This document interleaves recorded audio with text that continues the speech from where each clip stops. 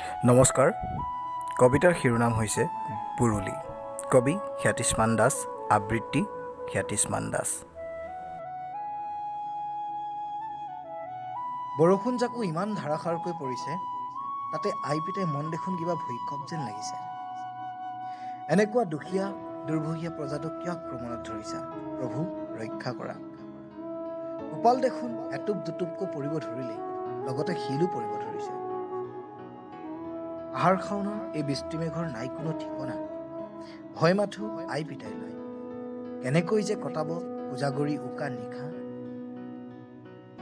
ছালৰ পুৰণি খেৰৰ ফাঁকে শিলাবৃষ্টিৰ প্ৰথমটো টোপাল, আই পিতাই দুখীয়া কণ্ঠত ৰক্ষা কৰা প্ৰভু। দৰিদ্ৰৰ এই সপোনৰ বুৰুলি প্ৰজাবোৰৰ মূল্যহীন নেকি? স্মৃতিৰে ৰোমন্থন এই দৰিদ্ৰতা বুৰুলি প্ৰজাটো অতীত ভৱিষ্যত। পিতায়ে চিঞৰি কৈছে মোক, গোপাই চাঙৰ ওপৰত ভৰিখন উঠাই দেও। আই পিতাই ঐ, ভৰিত দেখোন মাছে লুকা ভাকু খেলিছে।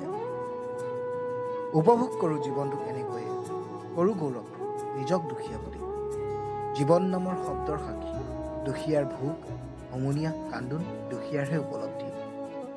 বৰষুণ জাকৰ গভীৰত বুৰুলি শেষৰ পিনে ঢাল লৈছে। প্ৰভু মোক মিঠা নালাগে, নালাগে মোক জীৱনৰ স্বাদ, মাথো লাগে যাপন কৰিব পৰা এখন ছাল।